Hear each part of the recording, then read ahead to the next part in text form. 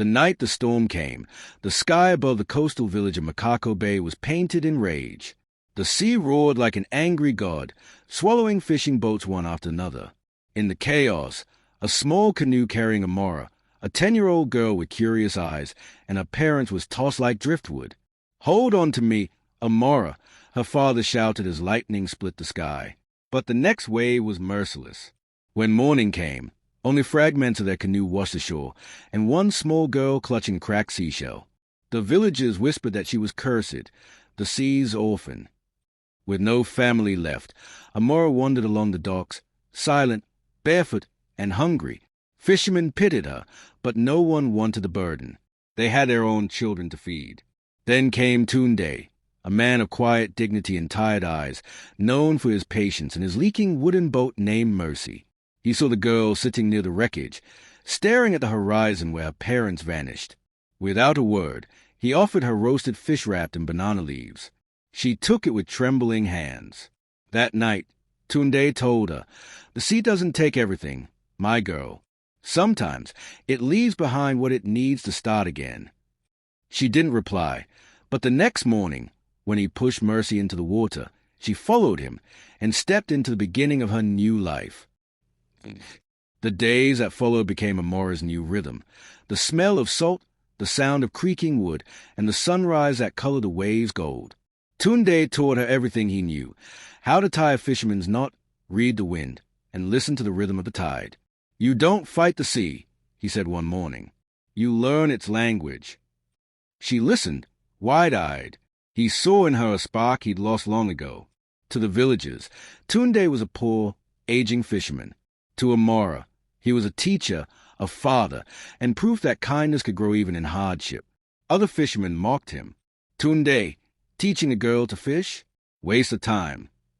But when Amora's hands grew steady and her instinct sharper than any man's, their laughter turned uneasy. One afternoon, she repaired a torn net using a pattern she had seen in an old book by the pier. It caught twice as many fish.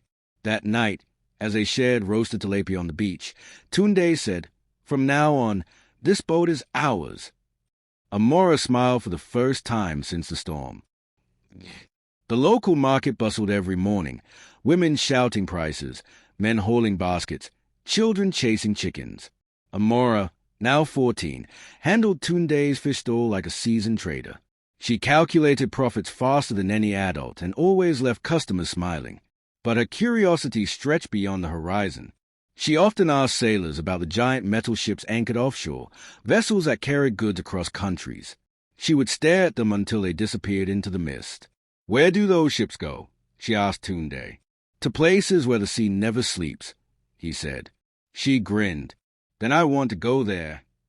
Mama Kimi, a widow who sold food by the jetty, began teaching her arithmetic using leftover receipts. "If you can count money, you can count your way into the world," she said. Amora started saving coins in a small jar marked "My Big Boat." Each night, she placed a shell beside it for luck. Her dream had a name now, not survival, but voyage. Prosperity is a strange thing. It attracts envy faster than it attracts fortune. When Amora's fishing skills began outshining the men, whispers spread. Some said Tunde was using charms. Others said the girl had marine spirits. One dark night, as the village slept, vandals sneaked to the shore and cut Mercy's ropes. The boat drifted out and smashed against rocks. By dawn, the tide returned its splintered pieces, like a cruel message. Tunde stared at the wreck, jaw clenched. Amora knelt beside it, tears in her eyes. "We'll build another," she said softly. "A stronger one." It took them months, but from broken planks they crafted a new vessel, painted sky blue, named Hope. The day they pushed it into the water, Tunde coughed so hard he nearly collapsed. His breath came shallow, and Amora's heart tightened. He brushed it off with a smile. "Old lungs, that's all. Don't worry, little sailor." But deep down, she feared another storm was brewing, this time inside the man who saved her. One hot afternoon, a well-dressed young man arrived at Makako Bay. His name was Chijioke, an apprentice with a shipping company from Lagos. He came to buy fish, but noticed Amora negotiating prices with the confidence of a born leader. You handle business better than half my office staff, he laughed. Amora asked, "What's an office?" "Where people plan the sea without ever touching it," he replied. That evening, he told her about the Lagos Maritime Institute, a school that trained captains, traders, and ship owners. The idea lit a fire inside her. For days she couldn't stop thinking about it. When she finally told Tunde, he went quiet. The fee was enormous, more than he could ever make. But that night, he sold his only engine and his prized fishing tools. He placed the money in her hands. Before she boarded the morning bus to Lagos, he gave her his old brass compass and said, "Follow the wind, but never forget who taught you to read it." As the bus rumbled away, Amora watched the waves blur into distance. For the first time, she wasn't afraid of the horizon. She was chasing it. The bus wheezed into Lagos long before sunrise, and Amora's first breath of the city was heavy with exhaust and humidity instead of salt. Cars honked like restless gulls. Neon signs blinked above her, spelling out a language of ambition she had never learned. But she carried Tunde's compass in her pocket, and that was enough. At the Maritime Institute, she realized she was a different species entirely. Students arrived in pressed uniforms and polished shoes. She wore her only faded dress and sand-beaten sandals. They laughed when she spoke with her coastal accent. "Village sailor," they called her. She said nothing. She worked twice as hard. By day she memorized shipping codes. By night she mopped classroom floors for a few naira. Her fingers smelled of bleach and paper ink. Sleep was a luxury she couldn't afford. One evening, an elderly lecturer, Mr. Adekunle, caught her studying while cleaning. "Still reading?" he asked. She smiled faintly. "The sea doesn't rest, so..." From that night, he began lending her old textbooks, scribbled with his notes. Letters from Tunde arrived every few weeks, always ending with "Keep sailing." She didn't know his health was fading faster than ink on those pages. She believed he'd be waiting at the dock when she returned successful. That hope became her fuel. One humid morning, the school secretary handed her an envelope, not from Tunde's hand but from Mama Kimi. Inside was a tiny wooden cross carved from boat timber and a short note written in trembling lines. "Tunde has gone to calmer waters." Amora froze. The classroom blurred. The world tilted. She walked to the lagoon that night, knelt, and set the cross afloat. "You taught me to sail," she whispered. "Now watch me reach the horizon." Grief became fire. She devoured her studies, topped every exam, and stunned the institute with a presentation on port efficiency that made even skeptical lecturers applaud. When others celebrated, she slipped away to the docks, clutching her compass. Mr. Adekunle placed a hand on her shoulder one evening. "You work like you're fighting a storm." She answered, "I am." Months later, she graduated at the top of her class. No family came to clap for her, but in her heart she heard Tunde's rough voice saying, "Well done, sailor." Lagos Harbor was chaos incarnate. Sirens, cranes, shouts in 10 languages. Amora started as a junior clerk at Westline Shipping Company, earning just enough to rent a tiny room near the docks. She loved the rhythm of the port, the clang of anchors, the scent of salt and metal. But soon she noticed rot beneath the shine. Managers falsified fuel logs. Dock supervisors demanded bribes for faster clearance. When she quietly questioned the senior officer, he sneered, "This is business, not Sunday school." Still, she couldn't ignore what she saw. She stayed late comparing manifests, correcting figures no one cared about. That diligence caught the eye of Captain Basie, a retired seafarer with weathered skin and eyes like deep water. Watching her work one evening, he said, "You handle cargo like a captain, not a clerk. Ever thought of owning your own fleet?" She laughed. "With what money?" He grinned. "Courage is currency, too." Those words stayed with her. She didn't yet know they'd shape her destiny.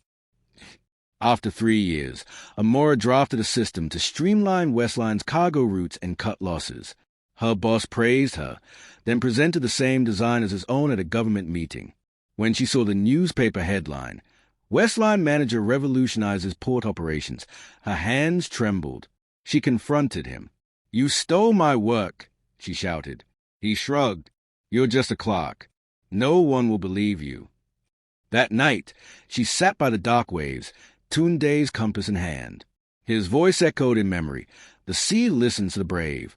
At dawn, she typed her resignation letter and dropped it on the manager's desk. "One day," she said quietly, "you'll pay to use my routes." She rented a rickety kiosk by the port, using her meager savings to offer freelance consulting for small exporters.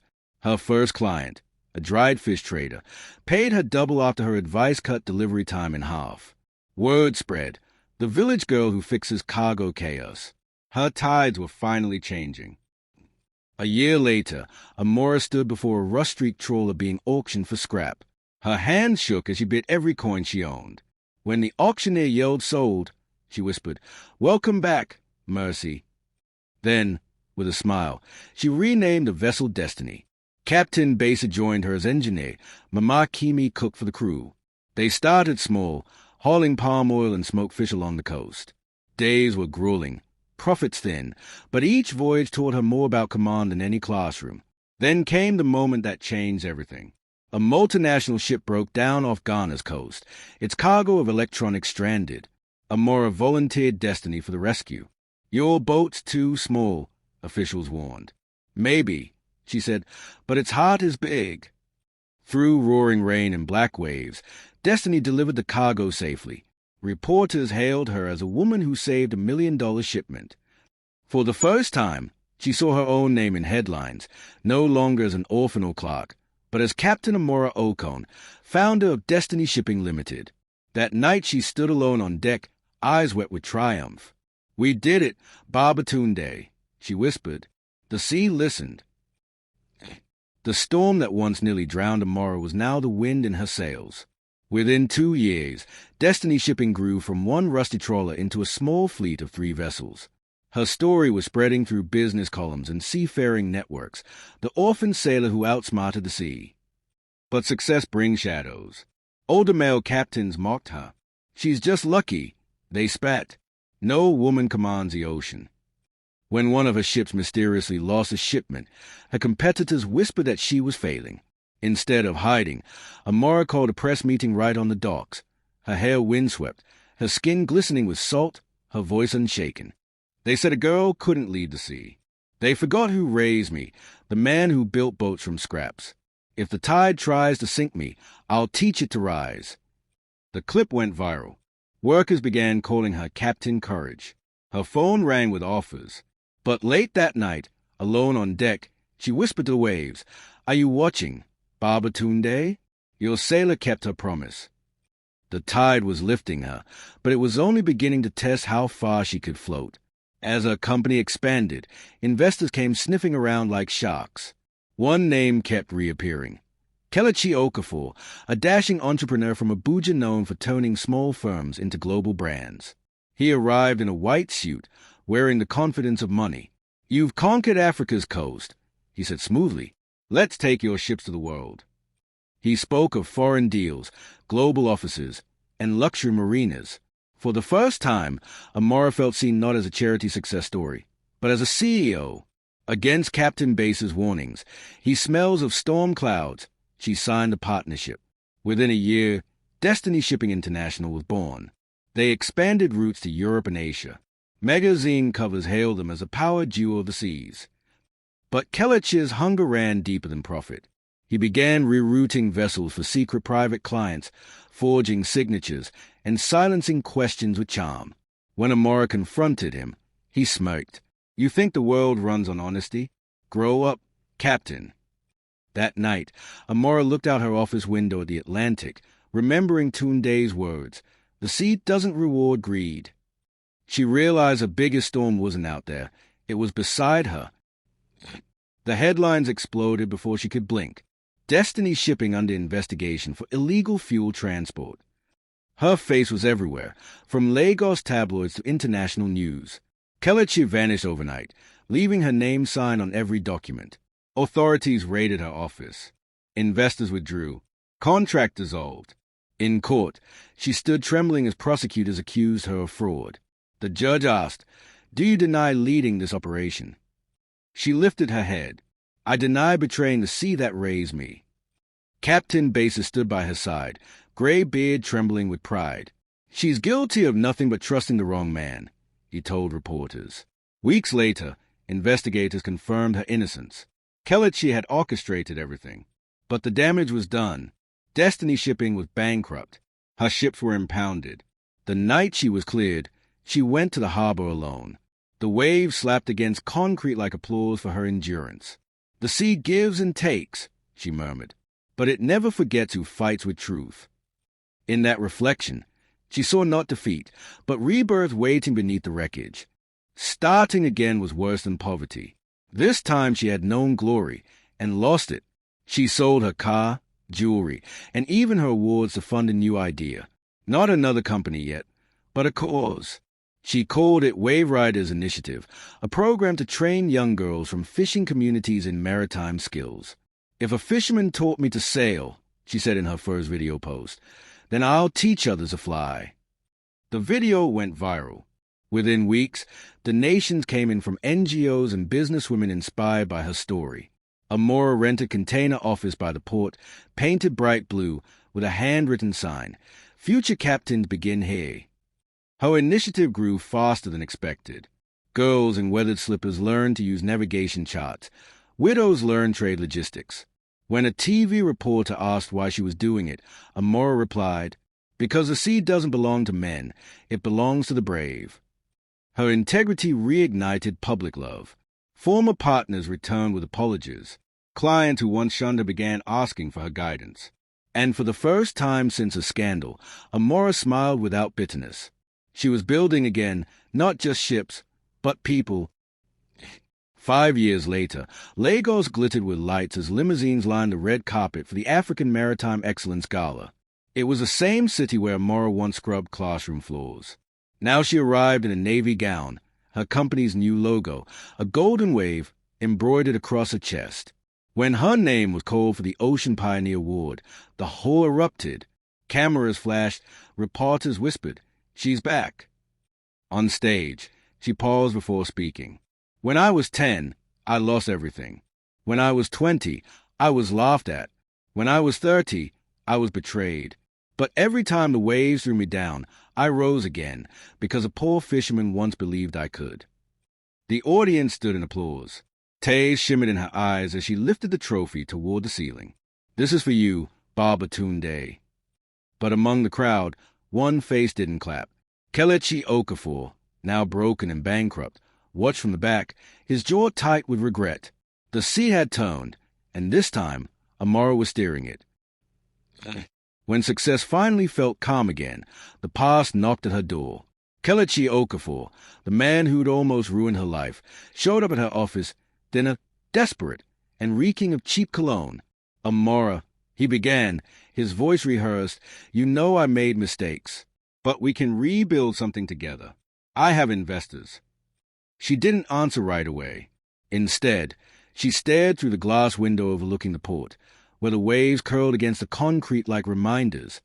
"You once told me the sea rewards only those who take," she said quietly. "But it punished you, Kelechi, because you took what wasn't yours." He sneered, trying to recover his charm.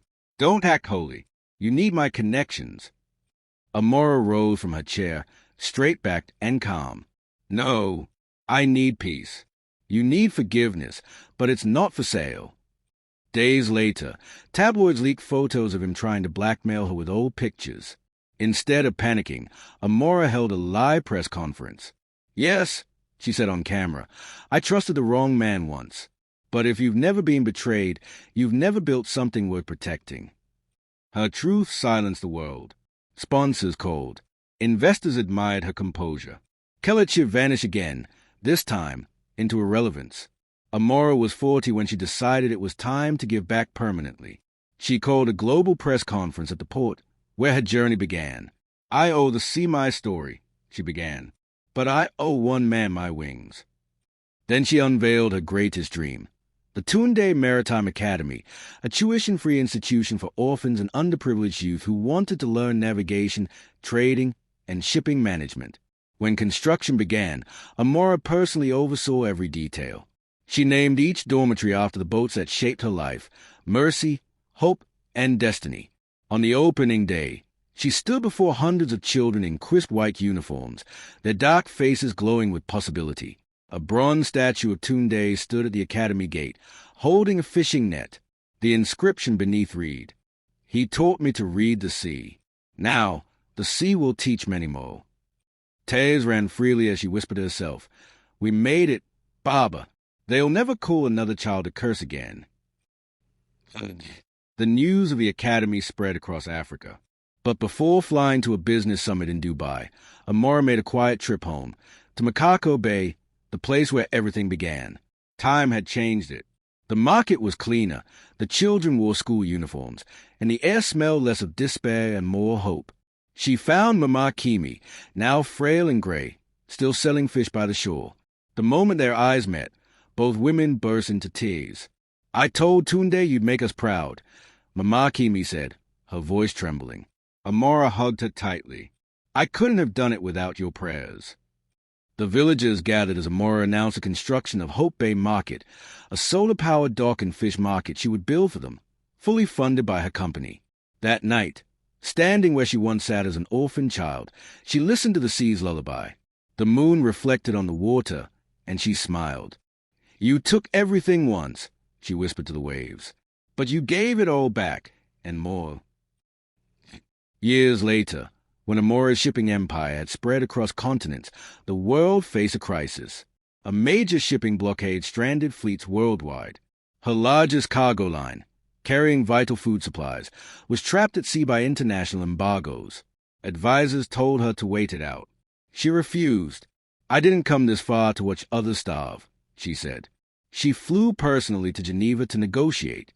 While officials bickered over paperwork, Amora delivered a speech that silenced the room.